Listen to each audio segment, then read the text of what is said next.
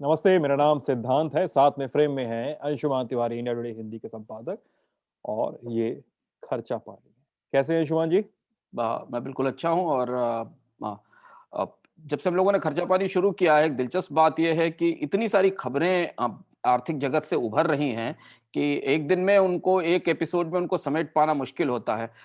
कल जब हम बात कर रहे थे एलआईसी के आईपीओ पे और सरकार के खर्च पे, उसी दौरान अमेज़न और फ्लिपकार्ट और किशोर बियानी के साथ कुछ हो रहा था। उसके बहुत इनसाइडर सारी ट्रेडिंग घटनाएँ एक वाला साथ। मामला जो हाँ, हाँ, हाँ, एक साथ घटनाएँ हो रही। सेबी ने किशोर बियानी को पे जुर्माना लगाया और सिक्योरिटीज़ उन्हें रोक मार्केट दिया। से ये बैन कर भारत दिया में या शायद इनसाइडर ट्रेडिंग के मामले में इतने बड़े उद्योगपति के खिलाफ पहला ऐसा अपना तरीके का फैसला है, जो किसी इतने बड़े उद्योगपति को इनसाइडर ट्रेडिंग में शामिल पाया गया, सीधे कंपनी के मालिक को। तो ये हुँ, जो कि तमाम खबरों के शोर के बीच खबर दब गई हुँ। कि आज भारत। बड़े अखबारों की लीड भी है। जी, अंशुमान जी, एक ब अखबारों की लीड से एक बात मुझे याद आ गई, अभी मैं ज़िक्र कर दूँ।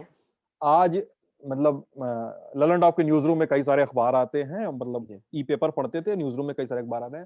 फर्स्ट पेज पे एलआईसी का 2 पेज का विज्ञापन है। फर्स्ट पेज पे और फ्लैप पे उसके बड़ा-बड़ा एलआईसी का विज्ञापन है और हाँ। एलआईसी बाज़ार समझ रही है। अब एलआईसी बाज़ार में ये देख के एक इंडिकेशन तो मिल रहा है कि एलआईसी दिखा रही है कि साहब हम भी धीरे-धीरे अब उस गेम में उतर रहे हाँ, हैं। वो तैयारियाँ शुरू हो गई हैं और इसलिए कल हम लोगों ने इस पर डिस्कस किया था। हुँ, मतलब इनफॉर्मली, अनौपचारिक रूप से सरकार के हलकों में, फाइनेंस मिनिस्ट्री में, नॉर्थ ब्लॉक में जब हम जाते हैं, मूव करते हैं, तो बहुत सारे अलग-अलग कमरों में अलग-अलग तरीके की तैयारियाँ एलआईसी के आईपीओ को लेकर शुरू हो गई हैं। हुँ। सरकार का काम थोड़ा लंबा होता है, धीमे-धीमे बाज़ार भी एक्सपेक्ट कर रहा है कि इसमें क्रमशः घोषणाएँ आती जाएँगी और इस साल के बीच तक भारतीय वित्तीय सिस्टम की सबसे हुँ। बड़ी कंपनी आईपीओ लेकर आएगी। बहुत उत्सुकता है लोगों में, क्योंकि एलआईसी के बारे में हम लोग बहुत कम जानते हैं। एलआईसी के आईपीओ का जिसको तिया-पाचा समझना हो, कल का खर्चा पानी देख जाइएगा जी, और एक ज़रूर। और कुछ कल हाँ, बताएँ सर? कुछ लोगों के सवाल भी हैं जो बाद में लेंगे हम। हाँ, हाँ, एक सवाल है, वो बहुत मौजूद सवाल है, उसको हम बाद में डिस्कस करेंगे। आज के खर्चा पानी में हम 2 चीज़ों पे बातचीत करेंगे। पहली खबर है बैड बैंक के बारे में। बहुत दिनों से बात हो रही है, हम अर्थात में इस पर डिस्कशन कर चुके हैं, खर्चा पानी में कई बार बातचीत कर चुके हैं कि बैड बैंक कैसे होंगे? बैड बैंक सरकार बनाने जा रही है, बजट में निर्मला सीतारमण ने इसकी घोषणा कर दी। बट्टे खाते बैंकों के सुधारे जाएँगे, पूरा ब बैंकों के जितना खराब पैसा है, वो खाता जो पैसा वापस नहीं कर रहा है, बैड बैंक के जिम्मे आएगा। तो लगभग-लगभग अब स्थिति साफ होने लगी है, कई सारी खबरें आई हैं कि बैड बैंक की रूपरेखा कैसी होगी, इस पर धीरे-धीरे क्लैरिटी आने लगी है। तो पहला सेक्शन हम इस पर डिस्कशन करेंगे और दूसरा सेक्शन जिस पर हम बातचीत करने वाले हैं, वो पेट्रोल और डीज़ल के दामों पर है। याद करिए, 1 तारीख को जब बजट आ रहा था और ये बात हुई कि फार्म सेस लगाया गया, एक्साइज़ ड्यूटी गिराई गई है, तो कई सारे लोगों ने ट्वीट भी किया कि पेट्रोल दामों पर कोई बढ़ोतरी या कोई सेस नहीं लगाया गया है, आम लोगों का ख्याल रखा गया है। लेकिन 35 पैसे की बढ़ोतरी हो रही है 1 लीटर पे, बहुत ज़्यादा है 35 पैसे की बढ़ोतरी। आपको आज दिन भर में फिर से कई जगहों से पेट्रोल के दाम और पेट्रोल टंकी पे जो मीटर लगा होता है, इसकी फ़ोटो सोशल मीडिया पे दिखने लगेगी। अंशुमान जी, सबसे पहले हम लोग बैड बैंक पे बातचीत करते हैं। क्या है नई बैड बैंक को लेकर नए अपडेट्स क्या आ रहे हैं हमारे सामने? जो सबसे इम्पोर्टेंट चीज़ है सिद्धांत, पहले हम शुरू करें पेट्रोल डीजल की बात, चूँकि आपने की है तो उस पे हम बाद में आएँगे, लेकिन हम वो एक ख्वाजा मीर दर्द का एक बड़ा दिलचस्प शेर याद आ गया मुझे। जब जी, ये ज़रूर। पेट्रोल, डीज़ल, महँगाई की बात होती है ना, तो उर्दू शायरी जो है वो हमारी मदद के लिए आ जाती है। बड़ा दिलचस्प सा शेर है कि कहते न थे हम दर्द मियाँ छोड़ो ये बातें, हुँ, कहते न थे हम दर्द मियाँ छोड़ो ये बातें, पाई सज़ा हुँ। और वफ़ा कीजिए उससे। तो अ, कहते न थे हम दर्द मियाँ छोड़ो ये बातें, पाई सज़ा और हुँ। वफ़ा कीजिए उससे। तो बाज़ार अपने तरीके से आगे बढ़ रहा है, पर पहले बैड बैंक पर आते हैं, क्योंकि बैड बैंक बड़ी घोषणा थी। और बैड बैंक को लेकर सिद्धांत, जितनी चर्चाएँ थी इससे पहले, वो बैड बैंक की योजना को लेकर थी। कल जो वित्तीय मामलों के सचिव हैं, जो वित्तीय सेवा मामलों के सचिव हैं वित्त मंत्रालय में, देवाशीष पांडा, जी। उन्होंने इस बैड बैंक का पूरा खाका हमें बताया और बहुत सारे लोगों को शायद वो जानकारी नहीं मिल पाई होगी। और बहुत सारी उत्सुकता है लोगों में कि आखिर ये बैंक कैसा होगा, इसका मतलब क्या होगा, ये कैसे काम करेगा, इसमें इसमें कौन किसको इसमें पूंजी कौन लगाएगा। निजी कंपनियों के लिए हो, निजी बैंकों के लिए होगा या प्राइवेट सरकारी बैंकों के लिए ही केवल होगा, ये सारे आयाम इसके खुलकर सामने आ गए।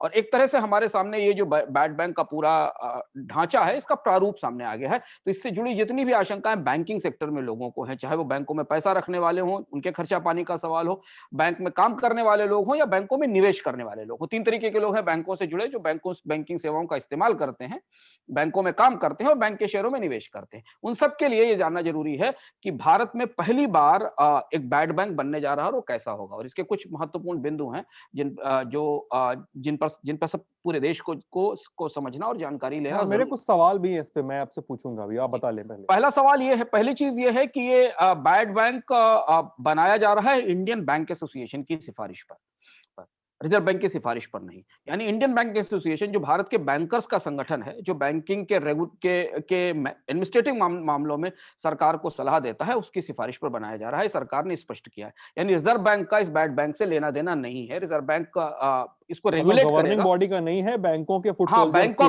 बैंकों की जो एसोसिएशन है वो बनाना चाहती है। दूसरी चीज है कि ये बैड बैंक नहीं होगा, बल्कि एआरसी एएमसी मॉडल पर होगा, जिस पर हम चर्चा एक बार कर चुके हैं। दर्शक याद करेंगे कि हमने खर्चा पानी में भी इस बात पर चर्चा की थी कि भारत में एसेट रिकंस्ट्रक्शन और एसेट मैनेजमेंट कंपनियां हैं। तो ये बैंक नहीं होगा, ये एक किस्म की खराब घटिया बैड डेट्स, फंसे हुए कर्ज को खरीदने वाली कंपनी होगी जो एसेट मैनेज करेगी।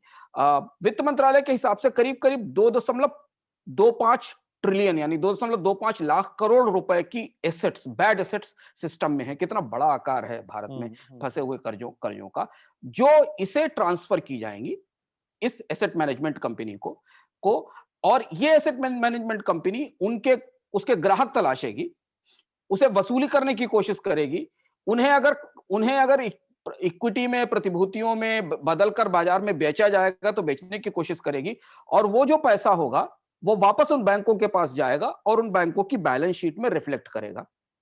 यानी मान लीजिए पंजाब नेशनल बैंक या स्टेट बैंक ऑफ इंडिया ने अपने पास 50,000 करोड़ का या 1 लाख करोड़ का एनपीए इसको दे दिया इस कंपनी को, तो उनकी बैलेंस शीट से वो एनपीए साफ होकर एआरसी को चला गया।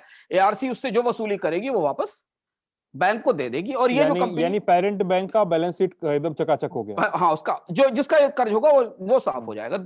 दूसरी बात ये, तीसरी चीज ये कि एक सवाल उठता है कि भारत में एआरसी पहले से 5-6 एसेट रिकंस्ट्रक्शन कंपनियां पहले से मौजूद हैं जो काम कर रही हैं, और उनका ट्रैक रिकॉर्ड मिक्स है, जिस पर हमने चर्चा की थी। पर वित्त मंत्रालय ने स्पष्ट किया है कि वो उनकी हैसियत 500 करोड़ से ज्यादा की एसेट संभालने की नहीं है।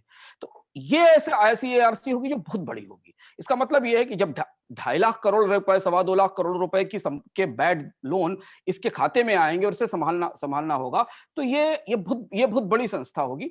दूसरी एक और चीज जो महत्वपूर्ण है, जो 2 महत्वपूर्ण आशंकाएं थी इसको लेकर, वो भी स्पष्ट हो गई है कि ये केवल सरकारी बैंकों के लिए नहीं होगा सिद्धांत, प्राइवेट बैंक भी इसका इस्तेमाल कर सकेंगे। यानी एक तरीके की सर्विस होगी कि अगर आपका लोन बैड डेट हो गया, आपका लोन नॉन परफॉर्मिंग एसेट हो गया, तो आप इस एआरसी को दे दीजिए, ये वसूल कर लाएगी, पैसा वापस करेगी, उसकी फीस लेगी वो वसूली की। तो प्राइवेट कंपनियां भी, प्राइवेट बैंक भी इसका पार्ट होंगे। तीसरी चीज सरकार ने स्पष्ट कर दिया कि इसमें उसकी कोई हिस्सेदारी नहीं होगी।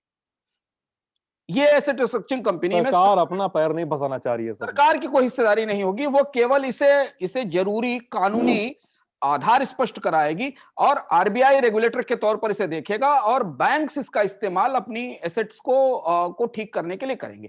तो ये है वो सो कॉल्ड बड़ा, बहुत दिनों से चर्चित, और मुझे लगता है पिछले 4-5 साल से भारत के वित्तीय क्षेत्रों में तैरता हुआ बैड बैंक। ये है उसका स्वरूप, यह है उसका ब्लूप्रिंट।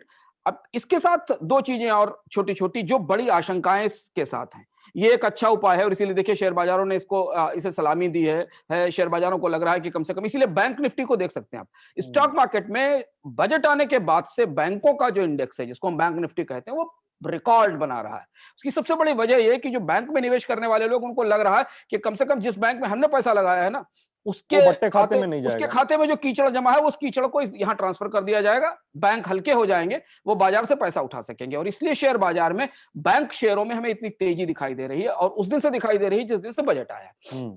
और ये बात हम लोग बैड बैंक पर पहले भी, बजट से पहले भी चर्चा में बजट से पहले भी खर्चा पानी में कर कह चुके थे चुके कि हैं। बैंकिंग शेयरों पे में तेजी आ सकती है, क्योंकि अगर ये आता है। अब इसमें दो बड़े सवाल हैं, जिन सवालों का जवाब सरकार को आने वाले समय में देना होगा। अगर ये एसेट रिकस्ट्रिंग कंपनी बनी, तो बैंकों की कहीं ये आदत ना पड़ जाए कि जो लोन उन्होंने दिया और वो नहीं वसूला गया, वो इसको ट्रांसफर कर दें। यानी कि लोन को बेचने को रेकलेस लेंडिंग आगे ना बढ़ जाए, लोग मनमाने ढंग से बैंक लोन ना देने लगे और जो डूबने लगे वो इसको इसको वापस ना करने लगे। ये आदत बन जाने का खतरा है, क्योंकि भारत में क्रोनी लेंडिंग, क्रोनी बैंकिंग, मनमाने ढंग से कर्ज देना, राजनीतिक दबाव में कर्ज देने के मामले में बैंक कुख्यात है।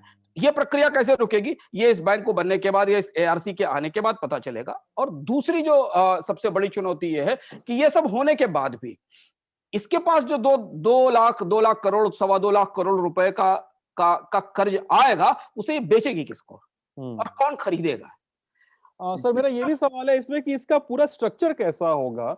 मतलब बैंक तो नहीं है, ये एक ऐसा एक हमारा रिसोर्स है जो एसेट्स के मैनेजमेंट को देखेगा। तो क्या जिस बैंक का बट्टा खाता बहुते बड़ा होगा, उसका ज्यादा शेयर रहेगा इस पूरे स्ट्रक्चर में? जिस मान नहीं, लीजिए एसबीआई है, जस्ट फॉर एग्जांपल, एसबीआई के पास 500 करोड़ का एनपीए पड़ा है। एसबीआई ने बोला कि साहब हमारे पास तो 500 करोड़ है, तुम लोग के पास 100 करोड़, 20, 200 करोड़ है, 300 करोड़ है, लेकिन हमारा शेयर ज्यादा, इसलिए इसकी इसके स्ट्रक्चर में हमारी भूमिका ज्यादा होगी। क्या ऐसा होने जा रहा है? अब ये चीज अभी इसका प्रारूप क्या होगा, इसमें कितने बैंकों की हिस्सेदारी होगी, क्या ये कंपनी अलग से रजिस्टर होगी और इसमें देश भर के सारे बैंक अपनी हिस्सेदारी लेंगे? क्योंकि आमतौर पर जब हमने इस तरीके की एजेंसियां बनती देखी हैं, तो उसमें देश के प्रमुख बैंक अपनी इक्विटी लेते हैं, हिस्सेदारी लेते हैं। क्या बैंक उसमें हिस्सेदारी लेंगे? क्योंकि सरकार ने तो कहा है कि वो इसमें पैसा नहीं लगाएगी, वो इसे नहीं तैयार करेगी। तो स्वाभाविक सी बात है कि देश के 10-12 बैंक मिलकर एक कंपनी तैयार करेंगे।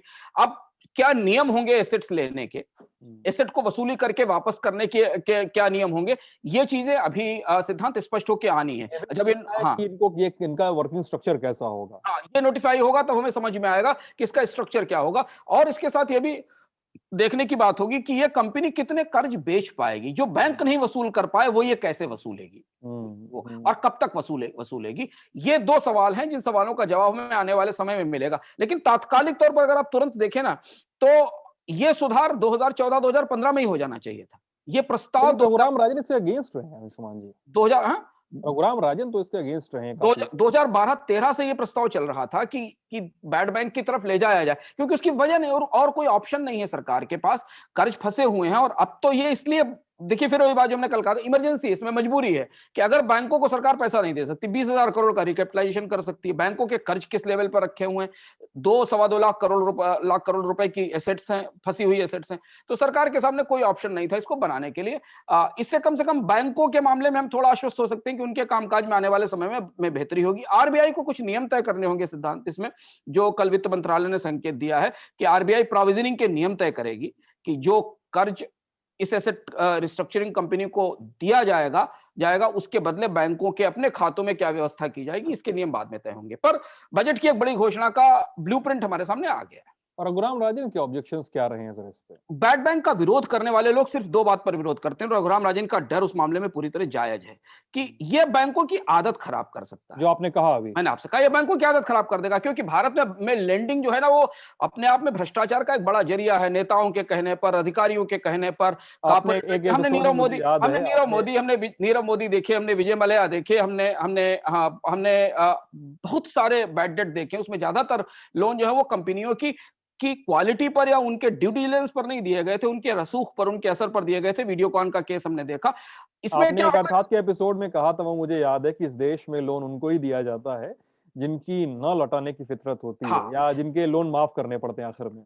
हाँ, तो अब ये क्या है कि इससे बैंकों को अगर ये पता चल गया कि साहब आप लोन बांटो, अगर वो बैड डेट हुआ, एनपीए बन गया, वापस नहीं आया, तो ये कंपनी तो है ना इसके नाम लिख देंगे और ये वसूलती रहेगी। अगर ऐसी आदत पड़ती है, ये होता है, तो ये बैड बैंक उन आशंकाओं को सही साबित करेगा, या एआरसी जिसको एसेट रिस्ट्रक्चरिंग कंपनी, उन आशंकाओं को सही साबित करेगी जिसका डर रघुराम राजन ने, बाकी लोगों ने बताया है। लेकिन तात्कालिक तौर पर बैंकों की समस्या के समाधान से भी सरकार भर पाई है। मतलब यहां भी सरकार ने, वही जो मैंने कहा कि सरकार ने गिव अप कर दिया कि अब हम कहां तक पूंजी डालेंगे, बजट में तो पैसा नहीं है। और मतलब सरकार का नहीं से है, सरकार अपना इसमें हाथ नहीं फंसा रही है। मतलब और दूसरी चीज ये कि इस समय जब मॉरिटोरियम के बाद और लोन रिस्ट्रक्चरिंग के बाद इतने बड़े पैमाने पर एनपीए बढ़ने वाले हैं, हैं, 16-17% जो टोटल लोन साइज है बैंकों का, एसबीआई कहता है उसका 17% तक अगले साल एनपीए हो सकता है, तो सरकार उसको संभाल नहीं सकती। और ये भी तो साफ होता है अंशुमान जी, मतलब ये क्लियर हो गया है कि सरकार का हाथ नहीं है इसमें, सरकार अपना शेयर होल्डिंग, अपना स्टेक नहीं ले रही है, तो मतलब पब्लिक का पैसा जो बट्टा खाता साफ करने के लिए दिया जाता था आरबीआई की तरह, वो नहीं जाने वाला है। हाँ, अब इसमें सरकार का हाथ आप ऐसे कह सकते हैं सिद्धांत, क्योंकि मान लीजिए अगर बैंकों की हिस्सेदारी इस कंपनी में होगी, जो एक कंपनी बनेगी, मान लीजिए इसमें तब एसबीआई, पीएनबी हाँ, तब पीएनबी वहां और पे बाकी लोगों की हिस्सेदारी होगी, तो परोक्ष रूप से सरकार की हिस्सेदारी होगी। और हम्म चलते-चलते एक और बेहद महत्वपूर्ण बात जो कल देवाशीष पांडा ने कही, जो हम्म फाइनेंशियल सर्विसेज सेक्रेटरी हैं, वो बहुत महत्वपूर्ण बात है कि उन्होंने कहा कि कोई भी बैंक प्राइवेटाइजेशन की लिमिट से बाहर नहीं है। इस ओहो, बात की, हाँ, ये बात बहुत मीनिंगफुल है जो उन्होंने कहा कल। कल मैं मतलब एग्जैक्टली टू उनका, बिग टू फॉल हाँ, एसबीआई वाले जो स्टेटमेंट था। उनका all banks are eligible for privatisation, a committee of secretaries will decide which banks to be will be privatised. ये उनका स्टेटमेंट है। तो इसका मतलब ये है कि अब यहां से एक नई बहस शुरू होगी कि हमने जो टू बिग टू फेल बैंकों की सूची पे डिस्कस किया था ना, कोई आरबीआई भी ने एक उसमें से सूची बरी नहीं है। दी थी कि सब आरबीआई, एसबीआई और 4-5 बड़े बैंक हैं जो सिस्टमेटिकली, सिस्टम के हिसाब से इंपॉर्टेंट है, क्या वो भी प्राइवेटाइज हो सकते हैं, भी कहना मुश्किल है। लेकिन सरकार ने एक तरफ से अपनी तरफ से ये खोल दिया है कि नहीं, वो किसी भी बैंक को प्राइवेटाइज कर सकती है। अब बाजार में चर्चाएं, वित्तीय नॉर्थ ब्लॉक और बैंक स्ट्रीट दोनों के बीच में जो संवाद चलते हैं, नॉर्थ ब्लॉक मतलब दिल्ली और बैंक स्ट्रीट मतलब मुंबई, और प्लस दलाल स्ट्रीट और शेयर बाजार के बीच में संवाद चलते हैं, उसमें दो बड़े सरकारी बैंकों का नाम पहले चरण में प्राइवेटाइजेशन के लिए आ रहा है, और वो दोनों भारत के तीसरे चौथे सरकारी बैंक हो सकते क्या हैं। क्या नाम है सर भी चर्चा है, में? अभी चर्चा में पीएनबी और बैंक ऑफ बड़ौदा का नाम भी है निजीकरण के लिए। इसके अलावा तो जो नीति आयोग की रिपोर्ट ने में जिन बैंकों को लिस्ट किया गया है, अभी कहना मुश्किल है, पर ये सब चर्चाएं हैं, हाँ, इसमें ये हमको चर्चाएं हैं अभी। हम इन्हें कंफर्म नहीं कर सकते हैं। लेकिन ये इस बयान का काफी बड़ा मतलब है कि सारे बैंक निजीकरण के योग्य हैं, यानी सरकार ने सैद्धांतिक रूप से, नीतिगत रूप से तय कर लिया है कि वो बैंकों का प्राइवेटाइजेशन करेगी। और हम लोग अर्थात में ये बात डिस्कस कर चुके थे कि अब सरकार बैंकों के प्राइवेटाइजेशन की तरफ बढ़ेगी, इसके अलावा कोई रास्ता नहीं होने वाला है, और वो चीज अब आपके सामने है। हम्म अंशुमान जी, मतलब मैं दर्शकों से यहाँ पे ये भी एक चीज ये भी कह दूं, आज के अखबारों में अनुराग ठाकुर वित्त राज्य मंत्री जो हैं, और अ, देवाशीष पांडा, उनके प्रेस ब्रीफिंग्स और इंटरव्यूज छपे हैं। अनुराग ठाकुर ने कम से कम उसकी जो हेडलाइन है उस इंटरव्यू को अगर आप वो पढ़ जाते हैं, तो आप जाके देख सकते हैं कि उन्होंने कहा है कि बोरो बोरो, स्पेंड, मोनेटाइज एंड रीपे, ये सरकार का मोडस ऑपरेंडी रहने वाला है, ये साफ कर दिया अनुराग ठाकुर ने। अंशुमान जी, दूसरी खबर की तरफ चलते हैं, समय ज्यादा नहीं है लेकिन ये बहुत बड़ी खबर है। 35 पैसे की बढ़ोतरी पेट्रोल और डीजल के दामों में, काफी, मतलब एक दिन में इतनी बढ़ोतरी होना काफी ज्यादा है। सरकार जब ये कह रही है कि आम आदमी के ऊपर कोई बोझ नहीं है, तब उस समय आप बढ़ोतरी कर रहे हैं, और ये बढ़ोतरी, अब कई मौकों पर हम ये बात कह चुके हैं कि बढ़ोतरी रुकने वाली नहीं सर। जी।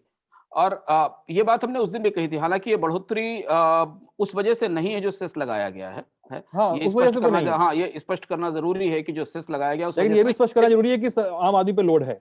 लोड है, लेकिन हमने उस दिन भी कहा था कि वो सेस आए या ना आए, पेट्रोल डीजल की कीमतों में बढ़ोतरी जारी रह सकती है, क्योंकि पहले से टैक्सेस का बोझ इतना ज्यादा है। समझना जरूरी है कि सरकार ने सेस को अलग भी कर दिया, उसके बाद भी पेट्रोल डीजल की कीमतें क्यों बढ़ी और क्यों आगे बढ़ती रह सकती हैं, और इसलिए हमें इस बात के लिए सतर्क रहना चाहिए कि आने वाले समय में वो सेस की राशि भी हमको पास ऑन की जाएगी अगर एक सीमा से अधिक चीजें चीजें कच्चे तेल की कीमतें आगे गई। दो ताजा घटनाएं, ठीक 24 घंटे पहले ओपेक देशों की जो मीटिंग हुई, उसमें डिसाइड किया गया कि वो अपने प्रोडक्शन कट के टारगेट को पे बने रहेंगे, यानी वो उत्पादन में बढ़ोतरी नहीं करेंगे। एक चीज, उसका ये तैयारी पहले से चल रही थी। 1 फरवरी से लेकर अभी तक, मतलब फरवरी के शुरुआती दिनों में, जनवरी के आखिरी समय से लेकर अभी तक, जनवरी के आखिरी हफ्ते से अभी तक, दुनिया के कच्चे तेल बाजार में सिद्धांत करीब 7 से 7.5% कीमतें बढ़ी हैं। डब्ल्यूटीआई की भी और क्रूड भी करीब ब्रेंट क्रूड जो 58-59 के आसपास पहुंच चुका है। जो आउटलुक है, जो हमें आउटलुक मिलता है अंतर्राष्ट्रीय कच्चे तेल के बाजारों से, वो कच्चे तेल की कीमतें बढ़ने की तरफ है। उसकी दो बड़ी वजह है। एक तो ये कि जो प्रमुख तेल उत्पादक देश हैं, वो इस बात पर कायम है कि वो अब उत्पादन में कटौती धीमे धीमे जारी रखेंगे, यानी जैसे जैसे डिमांड बढ़ती जाएगी उनका उत्पादन कम होता चला जाएगा, और ये कच्चे तेल की कीमतों में बढ़ोतरी करेगा, जिस बढ़ोतरी को हमने वैक्सीन के साथ आते देखा है। जैसे जैसे वैक्सीन का डिस्ट्रीब्यूशन शुरू हुआ, वैसे दो ट्रेंड आए। कच्चे तेल की कीमतें बढ़ना शुरू हुई और कच्चा तेल और सोना एक दूसरे से इन्वर्सली रिलेटेड होता है गोल्ड जी। में। जैसे जैसे कच्चे तेल की कीमतें बढ़ना शुरू हुई, सोने की कीमतें नीचे जाना शुरू हुई। कच्चे तेल की कीमतों में बढ़ोतरी दुनिया में डिमांड वापस लौटने की, अर्थव्यवस्थाएं दोबारा खुलने की, वैक्सीन की मदद से नॉर्मल कारोबार दोबारा शुरू होने की संभावना के आधार पर निर्भर है। तो जैसे जैसे अर्थव्यवस्था में डिमांड बढ़ती जाएगी पूरी दुनिया में, कच्चे तेल की कीमतें बढ़ने का क्रम जारी रहेगा। ये संकेत हमें अभी तक आज तक इस बाजार से मिल रहे हैं और उसका पहला बड़ा रिफ्लेक्शन यह है कि बजट के तत्काल बाद सेस ना होने के बावजूद, सेस का असर ना होने के बावजूद हमें आज भारतीय बाजारों में 35-35 पैसे प्रति लीटर पेट्रोल और डीजल की कीमतें बढ़ती दिखाई दी। मुंबई में करीब 93 के आसपास पहुंच गया, देश के कुछ हिस्सों में तो 100 के आसपास पहुंच चुका है पेट्रोल की कीमत। अब यहां से जो आउटलुक हमें मिल रहा है वो चिंताजनक है भारत के लिए। और दुनिया की अर्थव्यवस्था में जैसे जैसे रिकवरी शुरू होगी, कच्चे तेल की कीमतें बढ़ती जाएंगी और तब ये जो टैक्स हमारे ऊपर लदे हैं ना, हम्म। आधा कीमत हमारे पेट्रोल डीजल की रिफाइनिंग और हमारे पास तक आने की, और आधा टैक्स और फिर जो सेस हमारे ऊपर लगाया गया, ये हमें चुभना शुरू करेगा। क्योंकि अगर सरकार ने इसके बाद टैक्स कम नहीं किए और कच्चे तेल की कीमतें 60-65 के आसपास पहुंच गई, तो हमारे यहाँ फ्यूल इन्फ्लेशन है, ऑयल की कीमतें किस जगह पहुंचेंगी, 100 से ऊपर 100 पहुंचेंगी, 100 लेकिन 110 लगता तो नहीं पहुंचेंगी। है अंशुमान जी सरकार कम करेगी, वो मतलब और आज जो इंडिकेशंस ऐसे परिस्थिति है, हैं। देखिए वही बात है, जो परिस्थिति उस परिस्थिति में सरकार पेट्रोल डीजल की कीमतें कम ही नहीं कर सकती, क्योंकि अगले साल के जो संसाधनों की गणित बजट में खुली है वो बहुत खराब है, बहुत ही ज्यादा खराब है। और यही केवल एक ऐसा स्रोत है जिससे केंद्र और राज्य सरकारें सबसे ज्यादा पैसा उठा रही हैं। तो ये जो रिकवरी आ रही है, ये रिकवरी भारत में महंगाई लेकर आएगी, इन्फ्लेशन लेकर आएगी। कि भी किसी अगले चरण में हम लोग महंगाई पर बात करेंगे कि महंगाई के कितने सारे दबाव भारतीय अर्थव्यवस्था में उभरते दिखाई दे रहे हैं। लेकिन अभी फिलहाल पेट्रोल डीजल की कीमतों ने इस बात को साबित कर दिया है कि कच्चे तेल की कीमतों में बढ़ोतरी तय है और ये बढ़ोतरी आने वाले समय में होती रहेगी। इसलिए आप तैयार रहिए 35 पैसे, 20 पैसे, 25 पैसे, 30 पैसे, 50 पैसे की फ्रीक्वेंट बढ़ोतरियों के लिए, जो हफ्ते में एक बार दो बार होती रहेंगी। सेस भले ही आप पर असर न करे, लेकिन उसके बराबर की कीमत तो अगले 1-2 महीने में बढ़ी जाएगी जितनी कीमत सेस से बढ़ने वाली थी, और हो सकता है बाद में सेस का असर भी हमें उठाना पड़े। जाहिर सी बात है। अंशुमान जी, एपिसोड खत्म करने के पहले एक सवाल है। सवाल जो पूछने वाले हैं उन्होंने मुझे और आपको ट्विटर पे टैग किया था। इनका नाम विशाल है और ये पूछ रहे हैं कि सर एलआईसी के आईपीओ आने के बाद दूसरी प्राइवेट इंश्योरेंस कंपनी पे क्या इम्पैक्ट होगा और क्या दूसरी इंश्योरेंस कंपनियों का वो बेनिफिट्स मिलेंगे जो एलआईसी की वजह से नहीं मिलते थे। मतलब लोगों का ट्रस्ट एलआईसी पे ज्यादा होता था। ये बात बहुत मौजूद है, बहुत बहुत मौजूद सवाल है कि क्या दूसरी कंपनियों का हिसाब किताब गड़बड़ाएगा या ठीक होगा पहले से। ये सवाल बहुत उपयुक्त है और बहुत जरूरी है, जो जाना जाना जरूरी है। और और इस सर सवाल के मतलब लिए लोग बिल्कुल एलआईसी पे ज्यादा भरोसा लेना हाँ, शुरू कर दिया। प्राइवेट कंपनियां तो देती हैं कवर के तौर पर आपको प्राइवेट इंश्योरेंस, लेकिन हाँ, लोग अपने से जब ऑप्ट करना होता है तो एलआईसी ही ऑप्ट करते हैं। हाँ। और ये विशाल का प्रश्न बाजार की दृष्टि से और इस समय से काफी समझने वाला जैसा है। निजी कंपनियों को जो सुविधाएं मिलती थी, निजी इंश्योरेंस कंपनियों को जो सुविधाएं मिलती थी, वो उनके लिए एक अलग से रेगुलेटर था। एलआईसी चूंकि सरकार की कंपनी है, सरकार की उसमें हिस्सेदारी है, वो अपनी बचत का पैसा सरकार को, जमा का पैसा सरकार और सरकार के बांड में लगाती है, उसके निवेश को सरकार नियंत्रित करती थी। तो उसके उसे वो प्रिविलेजेस थे, उसके पास कुछ खास तरीके के प्रिविलेजेस थे जो निजी इंश्योरेंस कंपनियों को नहीं मिलते थे। भारत में इंश्योरेंस सेक्टर को खुले हुए लंबा अरसा हो गया है। अब जाकर निजी कंपनियों की हिस्सेदारी 10-12% के आसपास आ पाई है। और जैसे मैंने कहा कि निजी कंपनियां आमतौर पर बड़े इंश्योरेंस होल्डर्स को, जिनके पास अच्छे प्रीमियम देने की क्षमता है, उन्हें टारगेट करती थी। और जो छोटा और बड़ा इंश्योरेंस मार्केट है वो एलआईसी के पास होता था। इस आईपीओ के बाद पहले सरकार को एलआईसी के कानून में, एलआईसी एक्ट में और एलआईसी से जुड़े नियमों में काफी बदलाव करने होंगे आईपीओ लाते समय। और जब वो एलआईसी लिस्ट होगी तो बहुत सारी ऐसी चीजें बदलेंगी जिनका फायदा निजी इंश्योरर्स को मिलेगा। उन्हें एक तो प्रतिस्पर्धा बाजार में मिलेगी, लेकिन फिर भी एलआईसी बहुत बड़ी बड़ी कंपनी रहेगी। लिस्टिंग होने के बाद भी एलआईसी का आकार या एलआईसी का रसूख इंश्योरेंस कस्टमर बेस भी बहुत बड़ा लेकर हाँ, आएगी। बाजार कस्टमर इंश्योरेंस बाजार में कम नहीं होगा, लेकिन निजी कंपनियों को कम से कम एक लेवल प्लेइंग फील्ड तो मिलेगी। उन्हें यह तो पता चलेगा कि वो जो सूचनाएं, वो जो जानकारियां जनता को दे रहे हैं, वही सूचनाएं एलआईसी क्यों नहीं देती। तो कम से कम पारदर्शिता के मामले में एक बराबरी आएगी। और दूसरी चीज यह है कि एक और फैसला सरकार ने इसके साथ किया, जिस पे हम लोगों ने चर्चा की थी, पर हम ध्यान नहीं दे पा रहे हैं। और इसलिए बीमा क्षेत्र में दो सुधार एक साथ मिल जाते हैं सिद्धांत, कि सरकार ने बीमा में एफडीआई 74% कर दी है। 74% विदेशी निवेश कर दिया। ये इतना दिलचस्प सुधार है कि भारतीय जनता पार्टी भी इसका विरोध करती रही और कांग्रेस भी इसका विरोध करती रही। ये दोनों दोनों दलों ने बीमा में 74 एक्सप्रेस का एंकर बड़ा मजेदार है इस पे आज हाँ, का। हाँ, दोनों ने बीमा में 74% विदेशी निवेश का विरोध किया और दोनों उसके समर्थन में रहती जब उसमें आती। तो क्या हुआ कि लेवल प्लेइंग फील्ड इसलिए बनेगी क्योंकि प्राइवेट कंपनीज को अब ज्यादा पूंजी लाने की छूट मिलेगी। तो वो एलआईसी से ज्यादा ताकत के साथ, मजबूती के साथ, क्योंकि बीमा रिस्क का बिजनेस है, लंबे समय के लिए पूंजी लगानी पड़ती है, तो उन्हें पूंजी लाने की सुविधा मिलेगी, तो एलआईसी के साथ बाजार में इस प्रतिस्पर्धा ला मार्केट में अब सकती ज्यादा कंपटीशन देखने को मिल ज्यादा, और वो प्रतिस्पर्धा हमारे लिए फायदेमंद है, कंज्यूमर्स के लिए फायदेमंद है, क्योंकि एलआईसी अभी तक हमको उतना रिटर्न नहीं देती थी जितना रिटर्न निजी कंपनियां देती थी। अब जब प्रतिस्पर्धा शुरू होगी तो शायद हमें वैसे प्रोडक्ट मिलेंगे जो एक आधुनिक इंश्योरेंस बाजार को मिलने चाहिए। हाँ, बस टेलीकॉम सेक्टर वाला हाल ना हो। बस। तो ये था आज का खर्चा पानी। कैसा लगा आप लोगों को जरूर बताइएगा वीडियो के कमेंट सेक्शन में। कोई सवाल है, कोई सुझाव है, कोई शिकायत है, सब कुछ के लिए कमेंट सेक्शन में आइए, हम बातचीत करेंगे, उस पर ध्यान देने की कोशिश करेंगे, जवाब देने की कोशिश करेंगे। मैं हूं साथ में अंशुमान जी। आप सब लोगों का बहुत बहुत शुक्रिया। धन्यवाद।